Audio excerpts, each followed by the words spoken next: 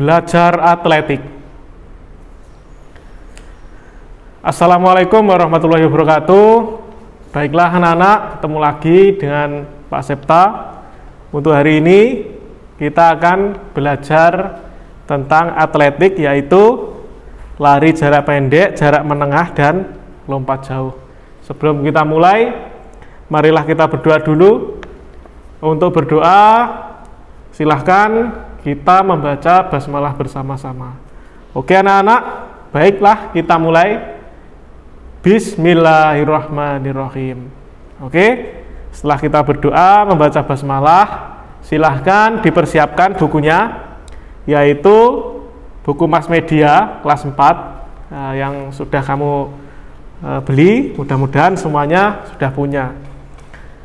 Oke, silahkan kalian buka halaman 37 untuk atletik, yaitu kita akan mempelajari yang pertama lari jarak pendek dan jarak menengah. Oke, kalian simak dulu. Lari dan lompat merupakan bagian dari cabang olahraga atletik. Secara sederhana, cabang olahraga atletik terdiri atas lari, lompat, dan lempar. Atletik juga merupakan induk dari olahraga. Kenapa? Karena gerakan-gerakan dalam atletik menjadi dasar bagi cabang olahraga lainnya. Meskipun sepertinya mudah untuk dilakukan, gerakan-gerakan atletik memerlukan teknik-teknik khusus. Oke, mari kita pelajari dengan seksama. Kalian buka bukunya halaman 37, perhatikan di bagian A, yaitu lari jarak pendek dan jarak menengah.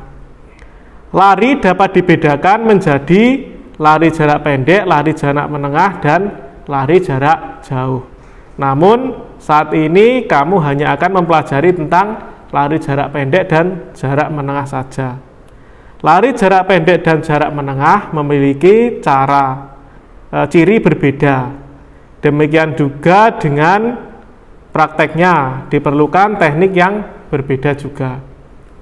Nomor 1, untuk lari jarak pendek adalah lari yang dilakukan dengan jarak tempuh tidak lebih dari 400 meter. Biasanya lari jarak pendek dilombakan dalam kategori 100 meter, 200 meter, 400 meter. Lari jarak pendek disebut juga lari cepat atau lari sprint. Atlet pelari cepat disebut sebagai sprinter. Dalam lari jarak pendek, pelari akan terus berlari dengan kecepatan penuh sepanjang jalan yang harus ditempuh. Pelari tidak perlu menghemat tenaga karena jarak yang ditempuh hanya pendek. Lari jarak pendek tidak hanya memerlukan kecepatan dan kekuatan fisik saja. Lari jarak pendek juga memerlukan teknik-teknik yang benar. Teknik dasar dari lari jarak pendek terdiri atas sikap di garis start, sikap saat berlari, sikap saat memasuki garis finish. Nah, kamu bisa perhatikan di halaman 37, di situ di gambar 3.1 ada seorang anak yang sedang melakukan lari jarak pendek. Nah, itu larinya condong ke depan dengan posisi tangan yang mengayun. Selanjutnya, kalian buka halaman 38. Di sini kita akan mempelajari sikap di garis start. Oke, untuk sikap di garis start nanti kita ilustrasikan di papan tulis ya. Silahkan diikuti dengan seksama. Untuk sikap garis start, mari kita mulai. Oke anak-anak, untuk sikap di garis start kita ilustrasikan di papan tulis. Sebelumnya Pak Septa akan menggambar garis start dulu. Nah, ini kita umpamakan sebagai garis start ya.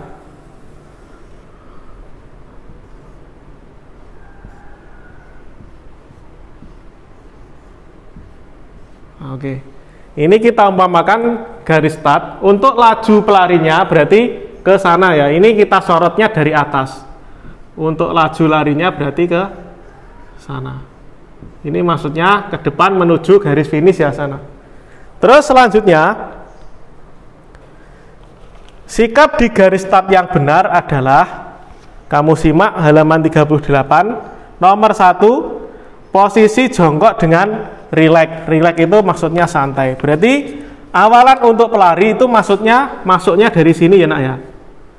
Nah, ini pelari masuk, pertama dia berdiri dulu di belakang garis start. Ini kita ibaratkan sepatunya ya kan, berdiri di garis start.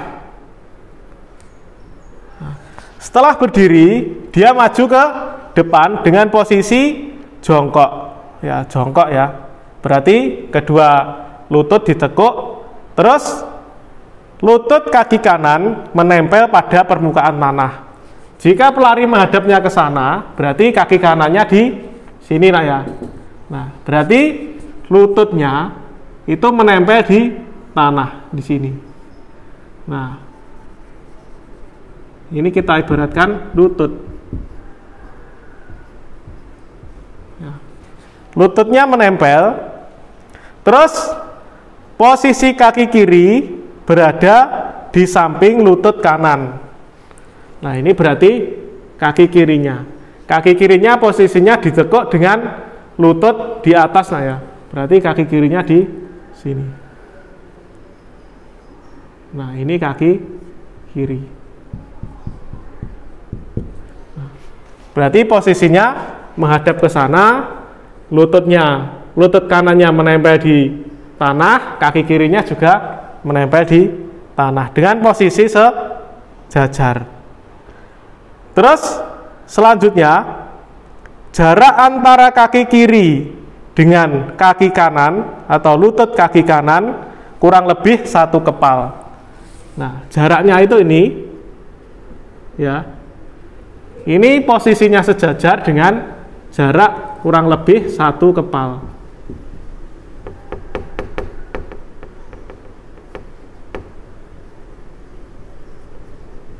Satu kepal itu seberapa? Ini ya. Kepalan orang pada umumnya ya kan, 1 kepal. Berarti tidak terlalu jauh, tidak terlalu pendek. Terus selanjutnya, kedua telapak tangan menempel di garis start. Ya, ini garis startnya ya. Berarti maksudnya menempel di garis start itu tidak di sini nak ya. Kalau ini sudah melebihi garis. Menempel di garis start itu kedua tangannya berada di sini dengan posisi membentuk huruf V seperti ini nak ya. Nah, kedua tangannya menempel, boleh seperti ini ya. Jadi tangannya seperti ini, boleh seperti ini. Di situ posisi tangannya berada di belakang garis start, berarti di titik ini. Tangan membentuk huruf V ya. Itu untuk tangan kanan. Terus untuk tangan kirinya berada di sini. Ya. Ini sama, membentuk huruf V juga. Kiri membentuk huruf V. Untuk huruf V-nya, nah, maksudnya V itu terbaca V gini ya. Boleh seperti ini, boleh seperti ini ya. Nah, itu tergantung kenyamanan dari sprinter atau perlarinya. Saat berada di garis start, kamu akan mendengar 3 aba-aba ya.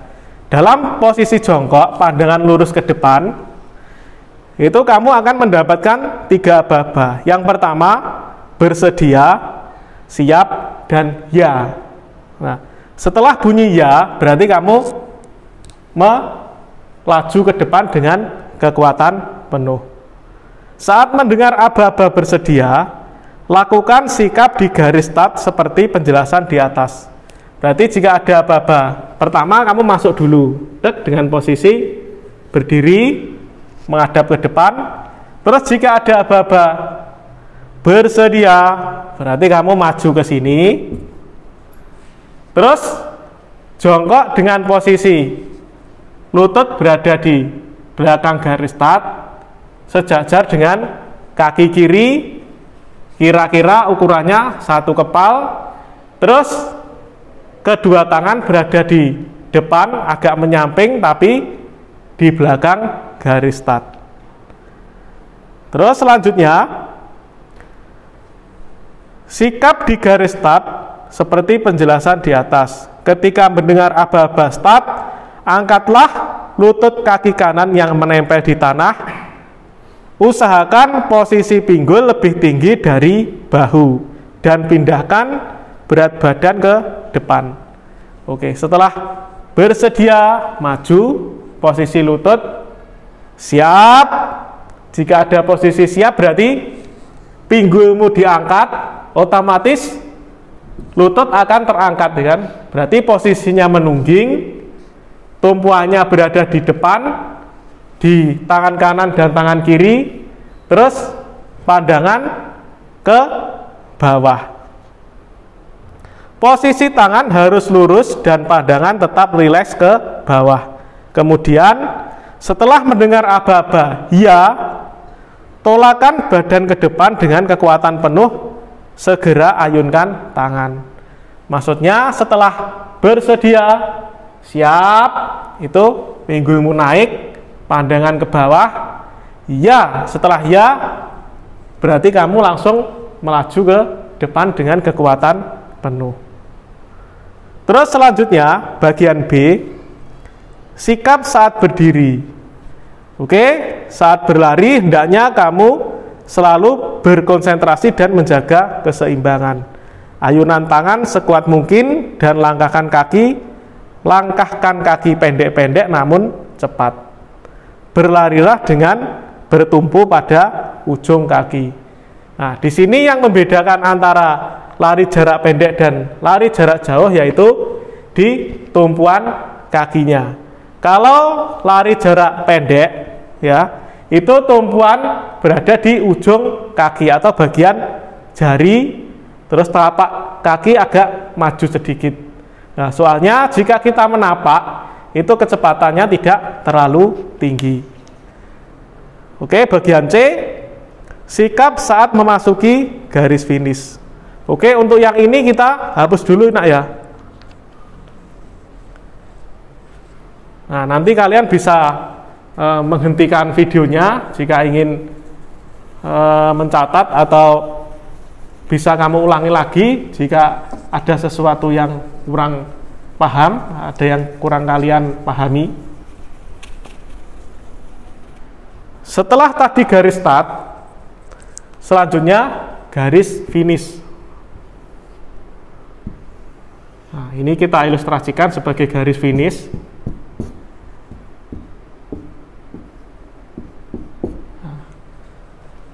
Di garis finish ada 3 macam sikap saat melakukan atau saat memasuki garis finish. Nomor 1, terus berlari tanpa mengubah posisi. Berarti pelari itu saat memasuki garis finish, mulai dari start tadi, jangan belok-belok. Nah, jika belok-belok itu mengurangi kecepatan. Berarti lurus terus melaju sampai garis finish. Yang kedua, membusungkan dada ke depan. Posisi tangan mengayun ke belakang bawah agar badan terdorong ke depan. Berarti posisinya gini nak ya. Nah, gini. Lari, memasuki garis finish, terus dadanya dibusungkan. Terus tangannya mengayun ke belakang. Oke, berarti di sini bisa membantu pelari agar cepat melewati garis finish. Dadanya dibusungkan. Yang ketiga, memutar dada ke depan disertai dengan ayunan tangan ke atas. Hal tersebut dimaksudkan agar bahu sebelah maju ke depan. Berarti setelah lari dibusungkan terus memutar, ya kan?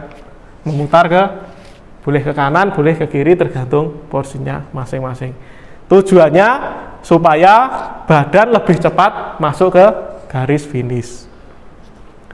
Terus selanjutnya untuk lari, untuk start dan finish tadi mudah-mudahan kalian udah paham ya. Terus nomor 2, di lari jarak menengah.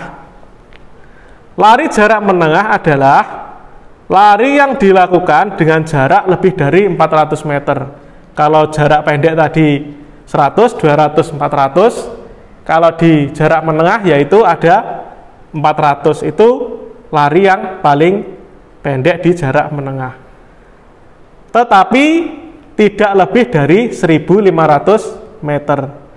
Biasanya lari jarak menengah dilombakan dalam kategori jarak 800 meter dan 1.500 meter. Dalam lari jarak menengah, pelari yang harus terus berlari dengan kecepatan penuh akan lebih mudah kehabisan tenaga. Oleh karena itu diperlukan pengaturan antara kecepatan, lari, nafas, dan tenaga yang dimiliki. Teknik lari jarak menengah tidak terlalu rinci seperti lari jarak pendek. Lari jarak menengah diawali dengan posisi start berdiri, berbeda dengan lari jarak pendek. Terus aba-abanya start dalam lari jarak menengah cuma 2, bersedia dan ya. Kalau lari jarak pendek tadi bersedia, siap, ya. Kalau lari jarak menengah bersedia, ditunggu, ya, baru lari. Oke, untuk langkah-langkah start dalam lari jarak menengah, nah, kita akan pelajari lagi di ilustrasi berikut. Yang pertama, saat aba-aba bersedia, pelari mendekati garis start. Oke, kita ubah lagi untuk garisnya.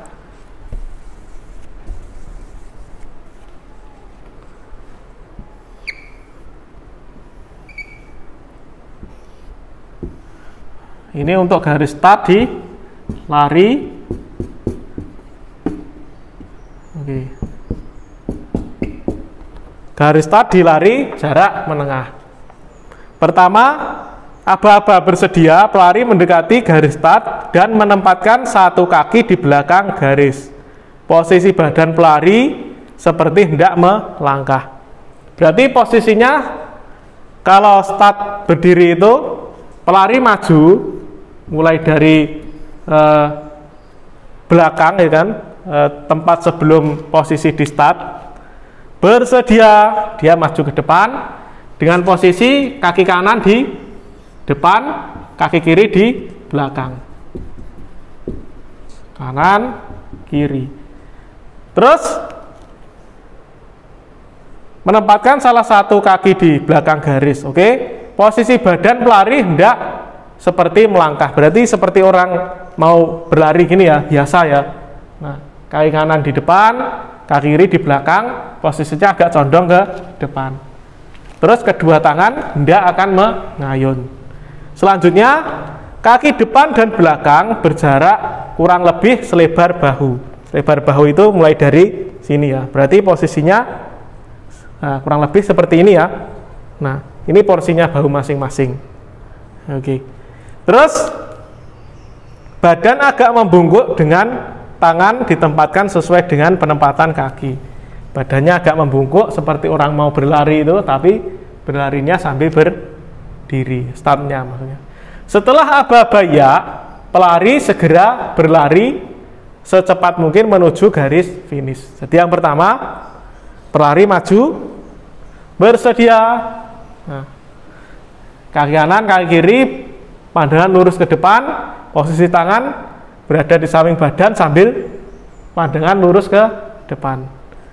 Terus, ya langsung berlari. Seperti itu untuk lari jarak menengah. Silahkan kamu buka di halaman 40. Nah, kita selesaikan sekalian ya. Di sini ada bagian P, yaitu lompat jauh.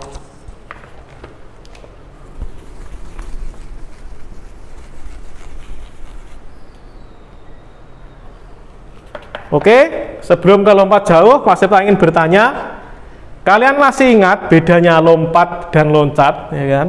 Ini pasti sangat sering sekali ya. Nah, bahkan di kelas 1, 2, 3 pun sering Mas Septa ulangi bedanya lompat dan loncat. Ada lompat jauh, lompat harimau, loncat indah, terus loncat katak, ya kan? Nah, terdengarnya seperti sama, tetapi beda.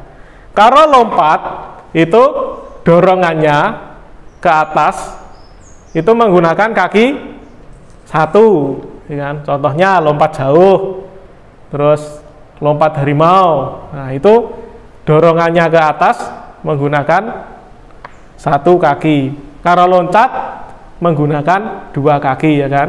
Dorongannya ke atas, atau tumpuannya ke atas menggunakan dua kaki kalau loncat. Contohnya loncat katak, loncat indah. Nah, itu keduanya kan pakai dua kaki.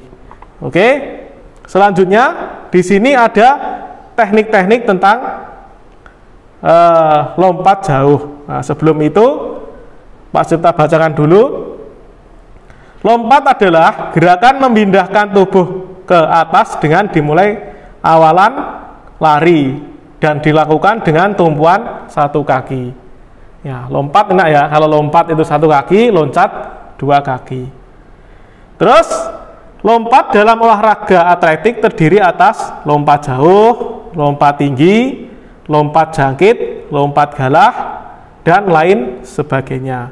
Akan tetapi saat ini kita akan fokus membahas tentang lompat jauh.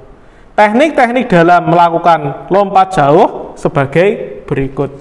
Yang pertama, teknik awalan dilakukan dengan cara berlari. Awalan dilakukan dari gerakan lari lambat, kemudian dipercepat hingga mencapai papan tumpuan. Saat berlari, kamu tidak boleh melebihi batas tumpuan, apabila melebihi lompatan akan dianggap gagal. Untuk teknik awal ini, dalam lompat jauh, setelah melewati garis start, terus tumpuan lompatmu tidak boleh melebihi garis tumpuan. Ini tumpuannya. Kalau lompatanmu itu kakimu masih berada di sini, itu masih tidak dis ya. Di sini tidak. Kalau melebihi garis ini, garis paling ujung ini, itu dinamakan diskualifikasi atau kamu gagal mengikuti perlombaan. Walaupun lompatanmu itu sampai ujung sana, sampai 9 meter seumpama, itu akan tetap didiskualifikasi. Selanjutnya, nomor 2, teknik tumpuan sangat menentukan jauh dekatnya lompatan. Teknik tumpuan dalam lompat jauh dilakukan menggunakan kaki yang terkuat. Nah, maksudnya kaki yang terkuat, di sini kamu boleh menggunakan kaki kanan, kaki kiri, terserah kamu, kakinya yang paling kuat. Soalnya setiap pemain itu mempunyai kekuatan pada kakinya sendiri-sendiri. Ada yang kaki kirinya itu terkuat, ada yang kaki kanannya yang paling kuat. Tumpuan dilakukan secepat dan sekuat mungkin di papan tumpu sambil mendorong badan ke depan. Kamu jangan sampai mengurangi kecepatan lari saat menumpu. Untuk membantu menjaga keseimbangan, tumpuan dapat disertai dengan gerakan ayunan tangan ya. Nah, setelah menumpu di papan tumpuan sambil melompat, biasanya tangannya mengayun terus baru jatuh seperti itu. Yang ketiga, teknik melayang di udara. Saat melayang di udara, posisi kedua kaki diluruskan. Setelah itu, kaki ditekuk dan badan condong ke depan untuk menghasilkan lentingan yang kuat. Kedua tangan mengayun untuk menjaga keseimbangan di udara. Berarti posisi di atas udara, dia kakinya lurus, terus tangannya mengayun. Des, naik, baru turun. Ya. Terus yang terakhir di sini ada teknik mendarat. Untuk teknik mendarat kalian bisa lihat, ya kan, gambarnya. Ini rangkaian mulai dari lari, nah ini lompat.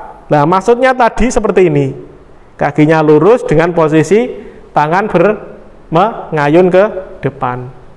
Untuk teknik mendarat, kamu perlu menghindari gerakan tubuh yang mengakibatkan condong ke belakang. Soalnya di sini yang dinilai itu adalah bagian tubuhmu yang jatuh paling belakang. Seumpama pelari itu mempunyai rambut yang panjang, ya kan? Rambutnya sak bangkean ya. Dia berlari sangat cepat, melompat, jatuh dengan jatuh di ujung pasir, ya kan? Dia lompatannya bagus. Tetapi rambutnya jatuhnya di belakang. Dia agak condong ke belakang terus jatuh ke belakang. Berarti yang dihitung yang ujung bagian tubuh yang jatuh di belakang tadi. Oke, mungkin dari sini kalau kurang jelas silahkan diputar kembali, terus dibaca bukunya Mas Media. Ini adalah referensi atau pegangan kita untuk penjelasan Pak Septo tadi. Mudah-mudahan bisa bermanfaat dan kalian bisa paham. Dari Pak Septa untuk pembelajaran atletik ini Pak Septa sudahi. Terima kasih sudah mengikuti. Pak Septa tutup. Wassalamualaikum warahmatullahi wabarakatuh.